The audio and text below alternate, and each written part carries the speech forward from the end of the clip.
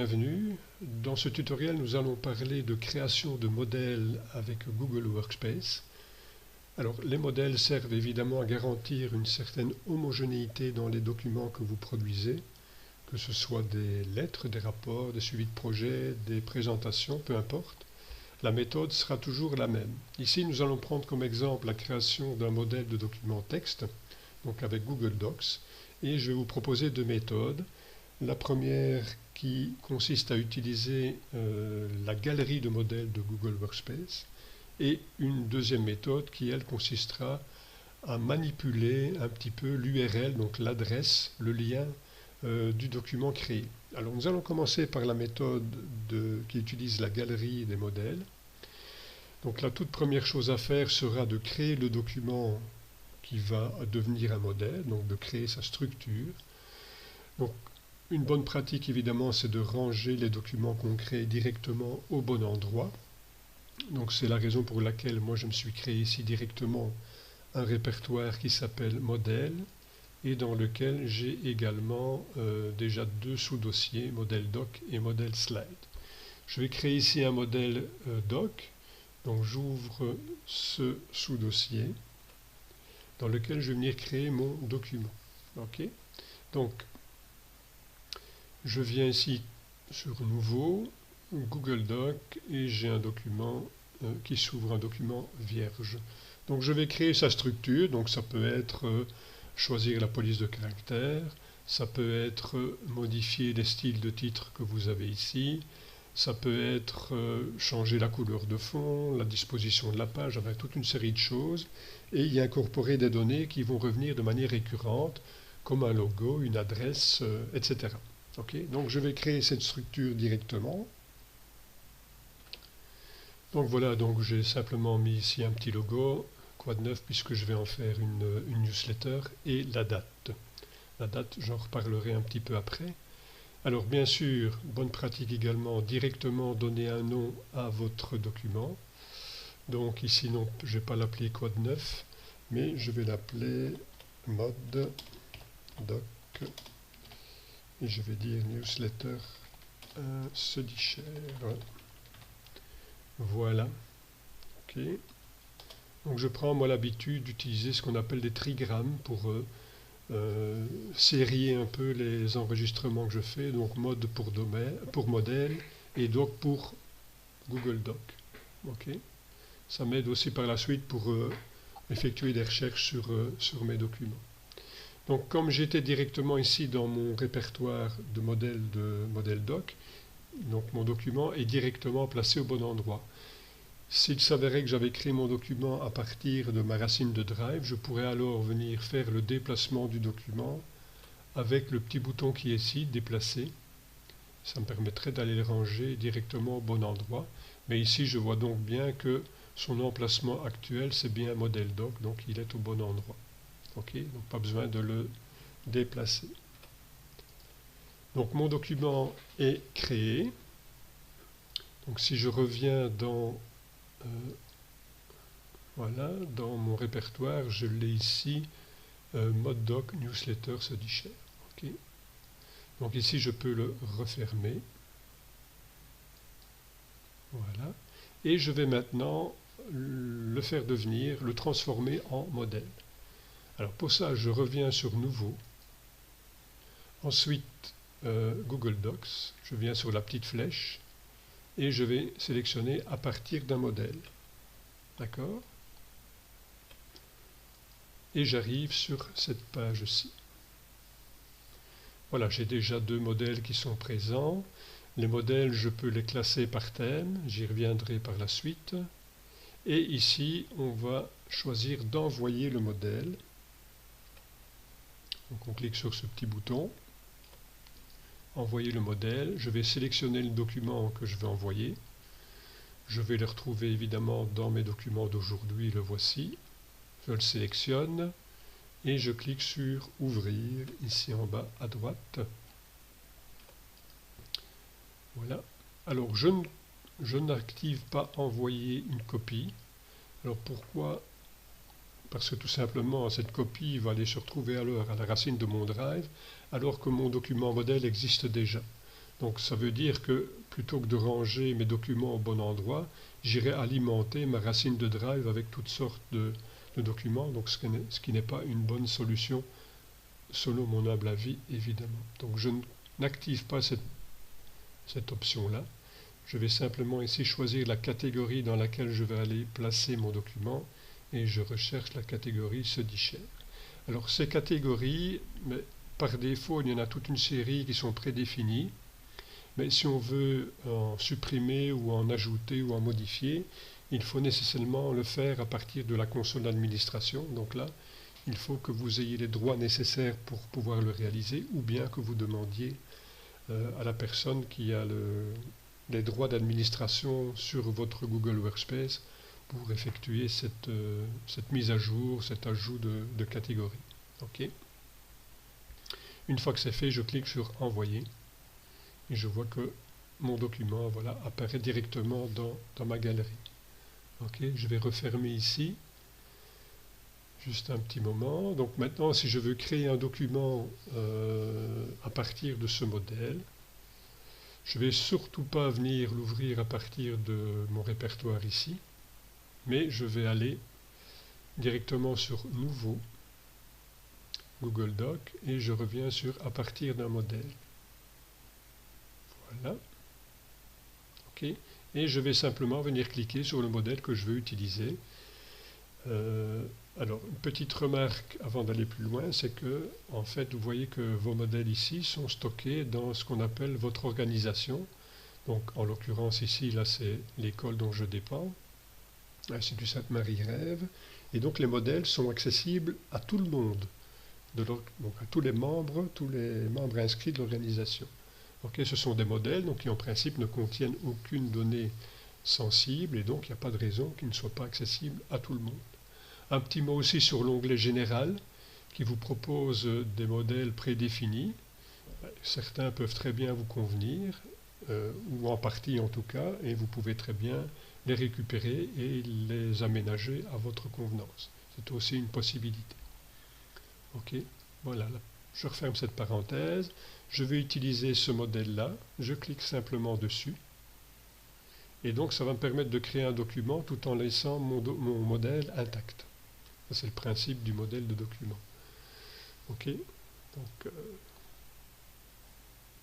je vais mettre ici par exemple comme titre nouveau tutoriel du mois d'août. Voilà. Oups. Et je peux ainsi créer ma newsletter. Directement, je lui donne un nom. Ça, c'est vraiment le réflexe à avoir. Donc, je vais l'appeler ici. Je vais mettre mon trigramme newsletter. Voilà. Et je vais mettre newsletter du 13 août 2024. OK. Je valide. Je vais directement, puisqu'ici j'étais pas dans le bon répertoire quand j'ai créé mon document, donc je vais directement le déplacer au bon endroit. Voilà, je vais chercher, voilà, moi je m'étais créé un répertoire newsletter. Si pas, on peut toujours le créer. Donc je clique sur déplacer. Voilà, comme ça mon document est nommé, il est placé au bon endroit, tout est en ordre. Alors je vous parlais de la date tout à l'heure. Donc j'avais dans mon modèle intégré la date avec ce qu'on appelle les puces intelligentes. Alors qu'est-ce que c'est une puce intelligente? Ici c'est le arrobase date. Donc je tape arrobase date et je peux choisir date, date du jour, date du lendemain, date de la veille, etc. Moi j'avais pris date du jour, évidemment qui n'est valable que le jour où je crée le modèle. Alors j'ai simplement choisi cette option parce que si je reviens sur la date, donc je la survole, en cliquant sur la date, j'ai un calendrier et je peux très facilement mettre ma date à jour tout en gardant ce même format que j'avais choisi. Okay, donc je trouve ça assez pratique. J'aurai peut-être l'occasion de revenir une fois sur ces fameux chips intelligents qui sont vraiment pas mal dans Google Docs. Okay, voilà, donc j'ai créé un modèle, j'ai utilisé ce modèle pour créer un document spécifique et Vous voyez que ça s'est fait en quelques clics, c'est assez facile à réaliser. On va voir maintenant la deuxième méthode, qui est un petit peu plus manipulatrice puisqu'on va aller modifier l'URL du document. On va voir ça tout de suite.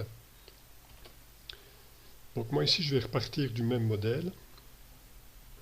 Une chose importante, c'est que le document que vous allez transformer en modèle avec cette méthode-ci doit absolument être partagé au moins en lecture. Okay, et en lecture seule, c'est le mieux, puisqu'il va servir de modèle. Donc, il faut savoir que comme on vient de faire en sorte que ce document-là soit un modèle via la galerie, automatiquement, le partage se fait en lecture pour tous les membres de l'organisation, en fonction de ce que je vous ai expliqué il y a juste avant, donc que tous les modèles de la galerie sont accessibles à tout le monde. Okay, donc si je regarde le partage au niveau de ce document-là, je vois que j'ai ici tous les membres de l'organisation ont accès en lecture à ce document-là.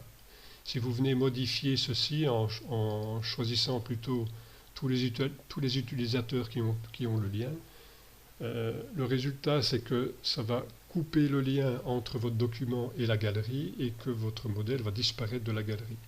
Donc ici, en tout cas pour cette démo-ci, moi je le laisse donc avec le partage tel qu'il est là. Okay. Maintenant, si vous deviez partager ce modèle-là avec quelqu'un en dehors de votre organisation, okay, à ce moment-là, évidemment, il faudrait changer le partage et bien prendre tous les utilisateurs qui ont le lien. Mais à ce moment-là, vous n'auriez plus le document dans votre galerie.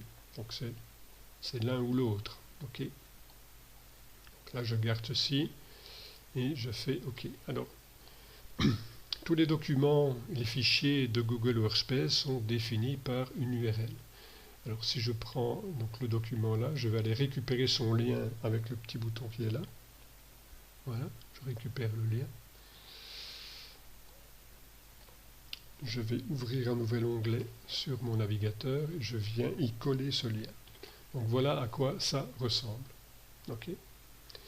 Alors une chose importante dans tous les liens des documents Google Workspace, vous avez ici ce qu'on appelle l'identifiant du document, donc son ID, qui est une espèce d'immatriculation en quelque sorte. Donc c'est une suite de caractères uniques qui identifie précisément le document. Donc si vous déplacez le document dans votre Drive ou dans un autre dossier de votre Drive, son identifiant lui restera toujours le même, ce qui est évidemment très intéressant lorsqu'on partage des liens de documents. Okay. Alors, pour effectuer la transformation et faire de ce document un modèle avec manipulation de liens, il suffit de venir modifier ici la fin du lien, donc juste après le dernier slash, donc ici, tout ce qui était à partir du edit, donc toute cette partie-là, je la supprime et je viens la remplacer par template/preview, comme ceci. Ok. Alors je vais maintenant, donc je resélectionne tout mon lien. Voilà, je le copie, donc je fais un CTRL-C. Et alors évidemment, utiliser un modèle par ce biais-là, ça veut dire qu'il faut partager le lien. Donc partager le lien, ça peut se faire de différentes manières, soit via un email, soit sur un Google Site, soit dans un document. Ici, je vais vous montrer comment faire quand c'est partagé dans un document. Donc je vais aller dans ce que j'appelle mon répertoire test et je vais créer un nouveau document. Voilà. Je vais dire que ce sont les liens vers les documents modèles. Je vais en faire un titre. L'avantage d'en faire un titre comme ceci, c'est que si je viens dans la zone ici, document sans titre, vous allez voir qu'il va directement prendre ce titre principal comme nom. Donc simplement en cliquant dedans. Ça peut être intéressant par moment, pas toujours. Dans ce cas-ci, oui. Donc je vais venir mettre ici modèle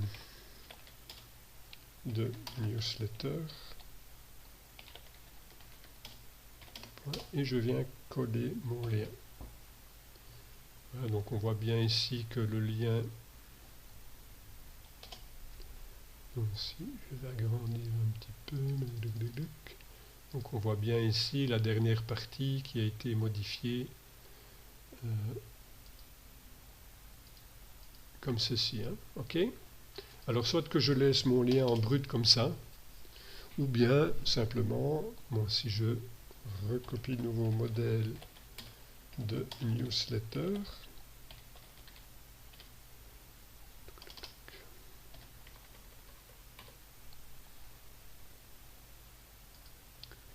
là, je vais le faire plus grand aussi.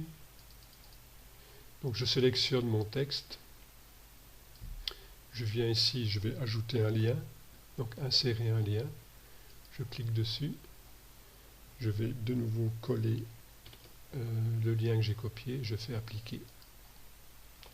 OK, et donc là c'est un peu plus convivial, on va dire, de l'avoir comme ça. Donc je viens simplement cliquer dans mon lien, que ce soit là ou que ce soit là, c'est la même chose.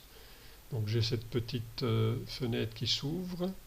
Si je viens cliquer sur la représentation ici, ben, je vais simplement ouvrir un aperçu. C'est tout. Donc j'ai simplement un peu à quoi ressemble mon document ici. Si je veux maintenant utiliser mon modèle, je viens cliquer sur le titre, donc juste au-dessus de la petite fenêtre. Clac, et j'ai un nouvel onglet qui s'ouvre avec d'abord une prévisualisation de votre document, et puis il suffit d'aller cliquer ici sur utiliser ce modèle. Voilà. Donc l'avantage ici, c'est que vous avez la possibilité de créer des modèles sans pour autant les rendre visibles à tout le monde dans la galerie, mais donc ça demande une manipulation au niveau de l'URL. OK. Et puis ben, vous utilisez le document exactement de la même manière que dans le cas des galeries. Donc vous modifiez votre document, vous le créez. Surtout n'oubliez pas de directement lui donner un nom. C'est toujours la première chose à faire. D'abord de donner un nom à votre document et surtout aussi d'aller le placer, s'il n'y est pas encore, au bon endroit avec l'outil de déplacement. On peut toujours le faire par la suite évidemment, mais c'est toujours des bons réflexes de le faire directement. Voilà donc deux manières de créer des modèles de documents. Ben, j'espère que ça vous sera utile. Et puis ben, je vous dis à bientôt dans un autre tutoriel. Ciao!